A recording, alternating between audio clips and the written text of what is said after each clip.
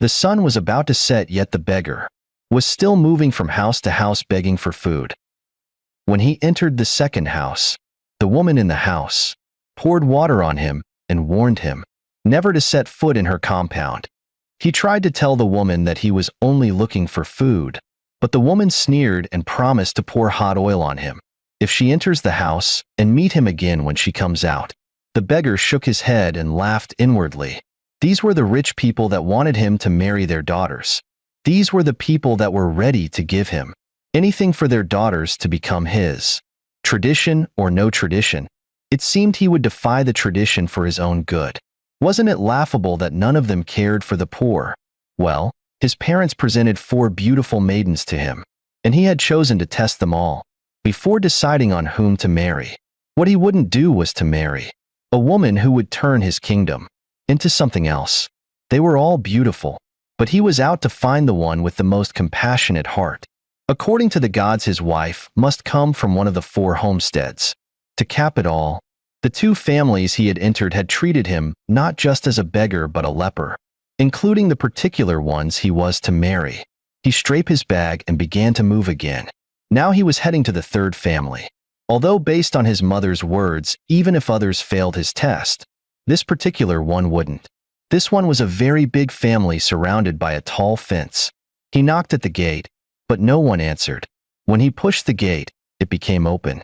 So he entered without anyone's permission.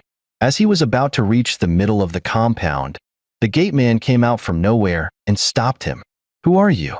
And what are you doing here?" The gate man asked at the same time, trembling. "I am a beggar looking for what to eat. I am hungry. And you think this is the best place to look for food? Does this place look like a charity organization? Please go out before my boss will see you." The beggar was about to walk away when a very beautiful girl came out from nowhere and stopped him. "Stop there, you!" she yelled, her tiny voice ringing like a bell. The beggar stopped with his hands clutching on his bag. The lady walked briskly and stopped at the beggar's front. "How did you get into this compound?" she said to the beggar. The beggar was about to answer her questions when she turned to the gate man and gave him a thunderous slap. "Who allowed this thing into this compound?" she barked at the gate man. The beggar was dumbfounded. He stared agape. Then the lady turned to him again. "How did you get into this compound, you dirty pig?" she barked, facing the beggar again. "No one, ma. I am looking for food, and so I decided to come and check if there's anything you people can give me." The lady let out a derisive laughter and clapped her hands twice. "You were looking for food, and you entered here to know if we have anything to give you," the lady said with a mocking tone, and the beggar nodded. She moved closer to him and landed him 2 thunderous slaps on both his cheeks. Then she began to release venoms from her mouth. "This is how you people move around in this village, looking for who to steal from. Who knows your intentions when you entered here? And what makes you think that we have food for a beggar like you? Thank your God that I am in a good mood, and also that my father is not around. You would have been handed over to the police to explain to them." She sighed and shook his head. "These are one of the things I must make sure I end if I become the queen of this land. All this nonsense begging has to stop. If you don't have anything to eat, go and die. Let me not say much now." She turned to the gate man again. "Why are you still there staring at me like a cow? Will you remove this thing out of this compound before I descend on you? Thieves, birds of the same feathers. Ugly thing. You are looking for what to eat. You don't know your family." She sighed, pushed her long braided hair backwards. "Have you seen what you have caused? You know that her body is always peppering her all the time." The gate man said angrily to the beggar in front of the gate. "I didn't do anything. I am only a hungry man looking for what to eat." The beggar replied, "Make that hungry kill you there. Don't you know this place before you enter? See, you better thank your God that my boss didn't see you. His daughter had already done his job by slapping me." The beggar murmured, "You know that you beggars have bad mouths. Don't go now until he meets you there. Then you will find out about what I am saying." As the beggar was about to move, he said, "Tell that your Oga daughter that her character is terrible. This is not how to treat a stranger. Come and tell her and receive more slaps." The gate man laughed. "Forget that girl, oh. I pity any man who will marry that broad daylight witch." The gateman laughed and closed the door. The beggar stood still at the spot thinking. That was the very lady his mother recommended for him as the best. She is from a good home. She is respectful and humble. His mother had said. Was that the meaning of respectful? Was that what his mother called being a good girl? It still baffled him that none of them recognized him at all. But how could they? How could they have thought that it was their prince who had pretended to be a beggar? "Let's move to the last one," the beggar said to himself and began to walk away. This particular compound contains one big mansion and one old bungalow. But the girl he was looking for stayed in the big mansion. While moving towards the mansion, he sighted some people in front of the old house, but didn't give them an audience. At the veranda of the mansion sat a man and his family. They had just finished eating their dinner when the beggar arrived. But the plates were on the table in front of them. The beggar stood a bit far talking to them. "Please help me, I need food," the beggar said. When did beggars started to move from house to house in search of food? The lady sitting there asked, and others shrugged. "Young man, did you give me any food to keep for you? Does this place look like a marketplace in your eyes?" The man of the house asked. "No, sir, but I am hungry. I need food. Just small food," the beggar said, clutching on his stomach. "If you are hungry, go and take Hio and enter inside the farm." The man barked. "Sir, please give me just small food," the beggar pleaded again. "Which small food? Did you give us food to keep for you? There's nothing one will not see in this village again. How can I sit in my own house and burst my scrotum?" The man lamented. "Go now. We don't have anything to give you," the lady said again. "Didn't you hear? You should go, or do you want me to pour this water on you?" Their mother said and poured the water on him. It was the water they used in washing hands, and it smelled a goosey soup. As he was walking away in the pool of smelling water, he heard the man saying that he would stop so many things when the prince got married to his daughter, and he became the chief cabinet. The beggar laughed inwardly and shook his head again. "Keep on dreaming," he said. But as he walked towards the bungalow, a girl waved her hands towards him. "Come," the girl said. When he got to the place, the girl handed him a plate of cooked yam and red oil. "Eat this one. This is the only food we have here," Amanda said, handing him the plate of the food. "Sister, what are we going to eat tomorrow if you give him the food?" a little boy of 10 asked. Amanda stroked his head gently and said, "When tomorrow comes, we must find what to eat.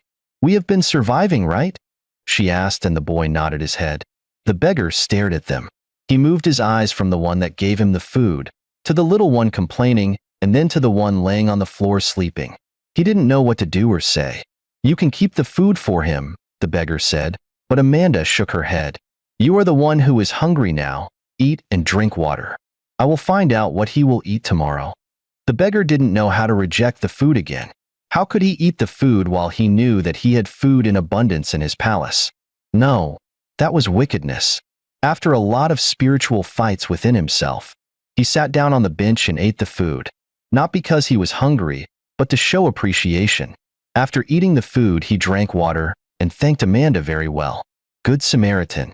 So you now have food to give to strangers, right? Let me see you come to our house to beg for food again. Useless girl. Hunger will deal with your and your siblings." The lady the beggar had met earlier with her parents said to Amanda, "Rose, you are not my God. Our God will provide for us." Amanda said and shook her head. The beggar thanked Amanda again and took his leave. When he left, Amanda placed Ken's head on her lap and touched Miracle on her head. Had she made a mistake? How could she have done that? That was the last food in their house. She wished she had listened to Ken. But it was a sin to keep food in the pot while another one was hungry. A piece of yam and red oil can save a dying soul, her late mother would always say. But now it looked as if Amanda had made a very big mistake. Amanda's mind whirled away as she continued to think about what they would eat the next day. The only thing remaining in their house was that little yam in the pot. She knew that her uncles wouldn't give them anything, not even the scraps on the ground. The hunger and poverty had eaten deep into them. But what gave her a little joy was that she had always found a way to jump over those hurdles. But not now again. Things were becoming more and more harder for her. Miracle and Ken's school would soon request for school fees. She didn't know where the money would come from. She had dropped out of school to help her siblings, but now it felt like she was about to fail them. Eating good food had become a privilege for her and her siblings, and school was about to become a luxury as well. She had done so much work to see if she could pay the school fees before the school authorities start their disturbance, but now it seemed like what happened before would repeat itself again. The school headmaster had told her that he would send 2 of them out of the school if she didn't pay their school fees on time. Mandy knew that the headmaster had been trying for her. At times he used to collect half of the payment from her, all because of their father's benevolence fund towards the school when he was alive. The only work remaining for Mandy to do was to join prostitution, which she promised herself never to do. She vowed never to disgrace her late parents, or to do anything that countered the good training given to her. She still believed that one day that everything would be fine. Mandy and her siblings were born into riches in Lagos. When I say riches, I mean massive wealth. They were born with a golden spoon. Their father was a renowned businessman at the trade fair market in Lagos. He was a very big importer who deals in importation of motor parts. Many people sang his praises both in Lagos and in the village. He was very good at helping people. He was one of those that saw that things of God were moving in order because he would always donate so much money in the church. He helped so many widows and widowers. He also built houses for some of them. In Lagos, he had so many tenant houses. He was one boss that treated all his apprentices and housekeepers like family. But everything changed the day his wife gave birth to Kin. Kin's pregnancy from day 1 was a strenuous one. Although Mandy didn't know much about pregnancy, she had noticed how frequently her mom used to visit the hospital, and again how worried her parents looked after each visit. Many times she had seen her father telling her mother that nothing would happen to her, that she would go and come back. But then she didn't understand what her father meant by, "You will go and come back?" It was after everything had happened that she understood her father's words. On the day her mother delivered Kin, their father was the one that followed her to the hospital, but he later came back alone with the baby. Their mother didn't come back. After weeks, they brought her back in a box. Mandy watched the way her father cried like a baby, the way he was beckoning on their mother to come back, the way he asked her severally who she had left the children for. People tried their best to console their father, but their words meant nothing to him. The love between his parents was something that even the outsiders talked about. Weeks after Kin was born, their mother was brought back in a box. And that was the beginning of their suffering because their father couldn't take the shock. He collapsed on the ground while they were going to lay their mother on the grave. He couldn't believe that he had lost his beloved wife forever. He was rushed to the hospital, but he didn't survive it. Although he didn't die on that day, he was bedridden for 2 years before he finally gave up. In those 2 years, their father's sister was staying with them, taking care of them very well. She was caring for little Kin like a mother. Even their housekeeper confirmed that their aunt was special. All these special treatments disappeared the very moment their father died. After their father's burial, Mandy and her siblings were left in the village. Mandy was the eldest sister. She went over to this particular aunt and asked her when they would be going back to Lagos. What her aunt gave her as the answer was the last thing she had expected. Going to Lagos to do what again? Her aunt answered her, "Auntie, to continue our school." Mandy answered, "So school is bigger than your parents. You are going to stay here to mourn your father." Her aunt said, "Auntie, but I have exams to write." Amanda grumbled, "If I hear that thing in your mouth now, I will squeeze that mouth out of you. Stupid girl. You lost your both parents in a matter of 4 months, and all you care for is exams. Let that exam kill you." Amanda didn't know what to say again. Was she supposed to mourn her parents forever, or what? She didn't ask any more questions. Instead, she went inside to cuddle Kin, who had been crying inside the room. The next day, Amanda saw her uncles and aunts having a meeting inside their spacious sitting room. She didn't know what the meeting was all about until a fight erupted among them. "You won't take that house in Lagos, I will take it," one of her uncles barked. Her father had 2 brothers and 2 sisters. "I am your elder brother and I must take that house," another of her uncles said. "No, you won't. You have taken this one here. It is my turn to choose. I don't even understand you both. You people are talking as if we do not exist. What about me and sister?" One of her aunts asked. Forget about your own. You people are women. We will give you people something. One of her uncles said, and everywhere became calm. It was after the meeting that Amanda found out that her father's siblings had shared all her father's properties among themselves. They pushed her and her siblings out of the mansion her father built in the village and sent them to the old bungalow. None of them agreed to take care of Kin.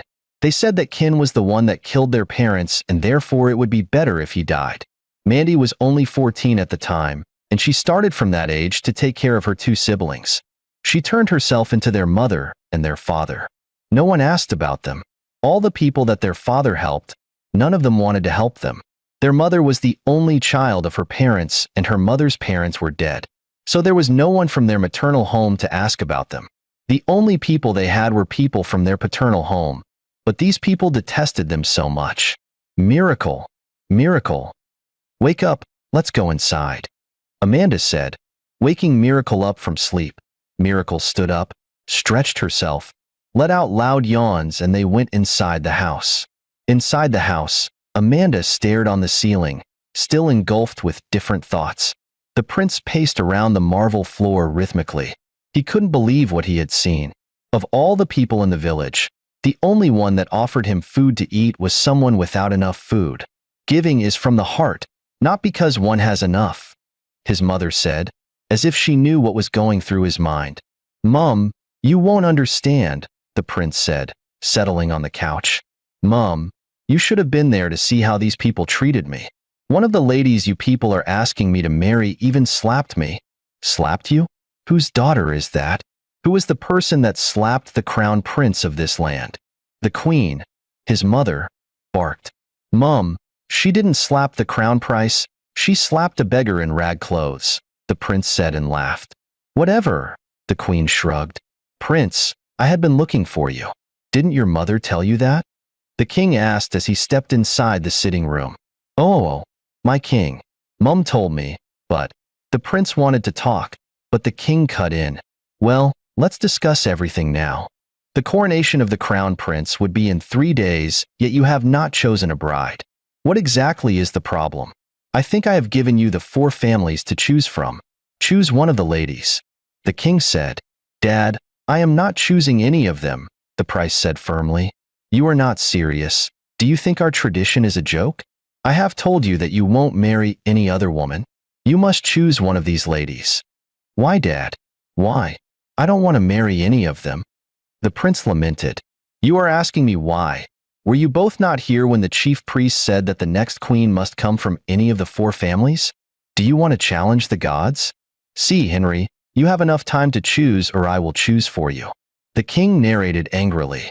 Dad, let me explain things to you, the prince said calmly. I don't need any of your explanations. What I want to hear now is that you have chosen this person or that person. The kind said and sprang up. My lord, my king. Listen to him first. He wants to share something with you, the queen said calmly to the king, holding his hand. Slowly the king sat down on the couch. The prince explained everything that happened on that night to his father. He told him about the ones that poured him water, and even the one that slapped him. He was about to tell his father about the one that later gave him food, but his father cut him off. So a whole prince of this land dressed himself like a beggar, moving from one house to the other begging for food. Are you not ashamed of yourself? What were you thinking? That they will welcome you and give you food just like that? At least they should have treated me like a human, the prince grumbled. Clap for yourself. Look at your mouth, like they should have treated you like a human being. You went to someone's house to beg food, and when they didn't give you, you then tagged them wicked people. Did you give them food to keep for you? But someone gave it to me. Someone gave me the last food in her pot, the prince said with a louder voice that looked like screaming. I don't care about whoever gave you the food. Were you hungry? So the food in this palace is not enough for you? You better return the food to the person, because you are not getting married to the person. You children of nowadays will never cease to amaze me. Did I beg for food before I married your mother? The king barked. My king, it has not gotten to that, the queen muttered. Woman, it has gotten to. You better talk to your son. Talk to your son now before I do something stupid. He has to choose his bride before the coronation day. A crown prince must choose a wife publicly on that day. The king sneered. My king, please calm down. Please calm yourself down. Henry must choose from the families. He better do it. I don't like when adults are behaving like babies. How long are we going to fight over this? At first he said that he doesn't love those ladies. Now he has changed it, that they didn't give him food. Tomorrow he will bring up another one again. I understand, my lord. Calm down, the queen said, rubbing the king's shoulder. She shot the prince a deadly look to keep quiet. It was her time to talk. Calmly and slowly the queen asked, My lord, the woman our son wants to marry is from one of the families, though not among the 4 ladies we presented. Who is the person? The king questioned. The prince was surprised. He didn't expect the king to give such a pleasant reply. But well, that husband and wife knew each other very well. The queen inhaled and exhaled slowly and began to explain. The girl is the daughter of the late Paul, the one who collapsed on the day his wife was buried. Which Paul? My lord, you don't know Paul again? Old age is creeping in. The queen chuckled. Have you forgotten Mozzie's younger brother? The one that died in Lagos. Ah, you mean that good man, a philanthropist. Oh, death, you are wicked. That man was my very good friend, but he couldn't withstand the death of his wife. I can't forget him like that. He was very good to me and to the community at large. What about his children? His daughter is the one that gave our son food yesterday. His daughter? How? How did Henry meet his daughter? Did he travel to Lagos? No, my lord. He didn't travel to Lagos. You know that the chief priest chose the family. But we picked Mozzie's daughter. Yes, we chose Mozzie's daughter from the family. Paul's daughter was the one that passed the test. She was the one that gave the prince food. You mean Paul's daughter? How did Henry meet her? I thought they are in Lagos. No, my king. According to what I heard before, she and her siblings didn't go back to Lagos after their father's death. And you never cared to tell me all these while. Mozzie told me that they had gone back to Lagos, and each time I asked about them, he will say that they were fine. The king said, and the queen let out a loud sigh. Are you the only one that didn't know what Mozzie and his brother did to those children? The way they took everything that their father had worked for? I don't like putting my mouth in what does not concern me. I only judge cases that were brought before my throne and not the ones I heard from outside. The king, after some minutes, turned to the prince. You said that Paul's daughter is the person you will make your queen? Yes, my king. You would have been there to see how this innocent girl offered me the last piece of yam in their pot. She was the only one who showed me love and compassion. I am not surprised. Her parents were very good people before the untimely death took them away. I will never forget how he single-handedly built part of that our community central school. The king shook his head and wiped his palms on his face. Death, you are wicked, he whispered. So have we reached an agreement now? So Henry will be getting married to the girl? Yes, who am I to stop him? The god said from the family, and Paul's daughter is from the family. Henry embraced the king tightly, went over to his mother and embraced her as well. He was happy that he had finally gotten what he wanted. Again, he was happy that even his parents loved the girl's parents very well. He didn't know much about the girl, but soon he would know everything. Amanda was sweeping the compound when someone entered. At first, she thought the person was heading towards the mansion, but to her surprise, the lady stopped in front of the bungalow. She dropped her broom and went to the lady. Good morning, Amanda greeted. Money, the lady replied. She hesitated before handing Amanda a black nylon. The queen said that I should give you this. The queen? Amanda asked, dumbfounded. She opened the bag slowly and screamed. You said the queen, she asked, and the lady nodded her head. Jesus Christ. The queen gave you all these to give me. She began to touch them one by one, and as she did, she mentioned their names.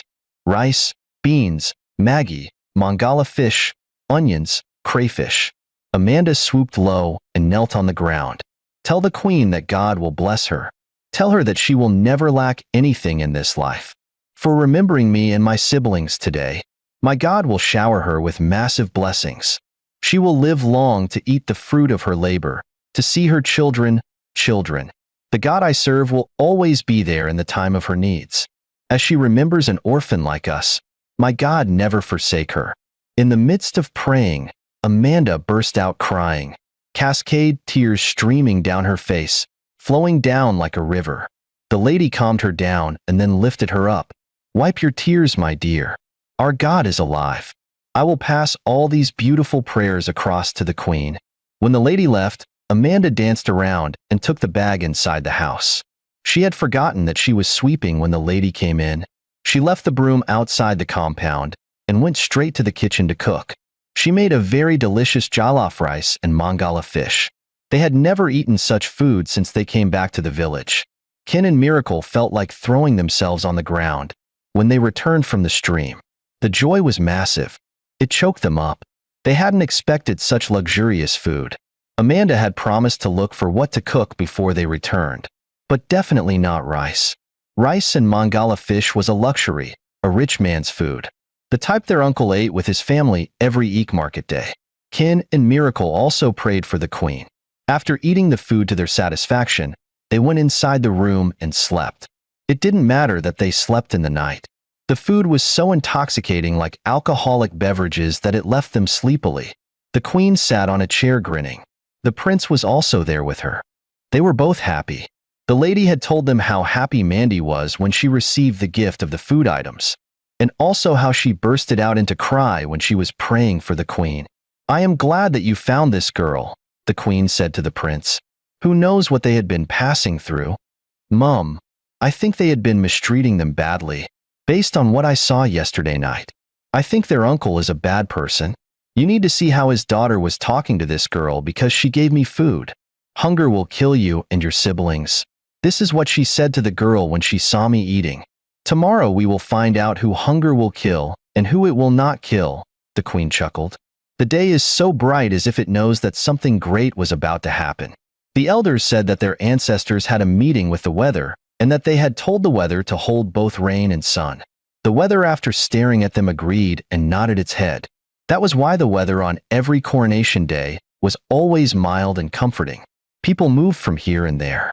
All the palace maids and guards were so busy with arrangements. Some were helping to set the canopy. Others were helping to set the chair. Many things were going on at the same time. It was a great day. In a way, it seemed as if it was the highest occasion in the community. Although one would say that the coronation of the king was the highest, but what made the coronation of the crown prince above it was the choosing of the bride.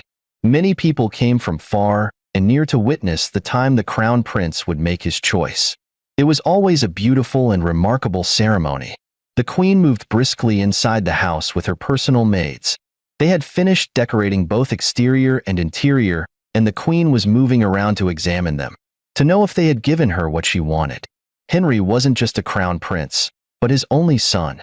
So it was in her place to make that day a memorable day for everyone. Rose put on a very beautiful long green gown that hugged her body so tight. Her long hair is so smooth and straight. She was looking so gorgeous, and she had also learned to walk like a queen. Her father optioned to take her to the palace, but she declined. She wanted to trek to the palace so that many people would see her, so that they would see their queen-to-be. Her intuition told her that the prince would choose her. She wanted people to admire her beauty. She paused abruptly when she reached in front of the bungalow. Amanda and her siblings sat in front of the house eating their lunch. Rose coughed to draw their attention. I need you people to come to the palace. I want people that will chant my praises when the prince picked me as his queen, Rose said to them. Amanda looked at her siblings, and they all smiled. Our Majesty, don't worry, we will come, Miracle said with a mocking tone. Are you talking to me like that? Rose flared up. Rose, hold yourself before you spoil all your beauty. Being angry doesn't suit you today. Cheer up, we will see you there, Amanda said. Rose hesitated, wagged her finger at Miracle and left. Miracle, I have told you to hold this your mouth. This your mouth will put you into trouble one day, Amanda chided, holding Miracle on her lips. Miracle sprang up and demonstrated the way Rose was talking and the way she was carrying her face, as if to say that her parts were not in the market. They all burst out laughing after her demonstration. The palace was filled up with different people from different places. The four ladies that were chosen stood firm at the stage. They were all looking gorgeous and extraordinary. From their hair to their toes were screaming luxury. each casting a deadly look to the other. The prince was going to choose only one person, one out of the four, and each of them prayed to be the chosen one. Their families await in anticipation. It was a day they had been looking for. It was a great honor for your daughter to be identified as the queen of the land, if not for anything, for the respect that comes with it. People had finished eating and drinking, and it was time to do what brought them all to the palace. The chief priest came out, convulsed around, and then stopped abruptly. He raised up his face to the sky, brought it down, and smiled. "What a mysterious day," he muttered and began to laugh. After laughing and speaking in a language only he understood, he said again, "What is about to happen has never happened before, but it is all for the good. The gods are wise," the chief priest said again and began to laugh uncontrollably. Many people were surprised. What did he mean by that? What was it that has never happened before? Some did eye contact conversations and kept quiet. They murmured and whispered among themselves. The chief priest waved his left palm, and the drummers began to hit it fiercely. Then the prince walked up to the chief priest. The prince was asked to go up to the stage and make his choice, to present a woman who would run the kingdom with him. Many eyes were fixed on him, all attention on him. Some were staring agape. The parents and siblings of the four ladies all hoped for the prince to choose their own. They held their hopes in their hands. Slowly and carefully, the prince climbed the stage and began to examine them one after the other. He scanned them each from head to toes, moved from this side to that side, moved around them. Then he stopped at their front and shook his head. The four girls widened their eyes in horror. They were each anticipating to be chosen. What happened? They reasoned. The prince turned to the crowd and shook his head again with an expression that showed that none of them was qualified to be his wife. A thunderous noise erupted from the crowd. People stared at each other. "My prince, you will have to choose one of them." The gods revealed that a queen must come from one of the homesteads. The chief priest said.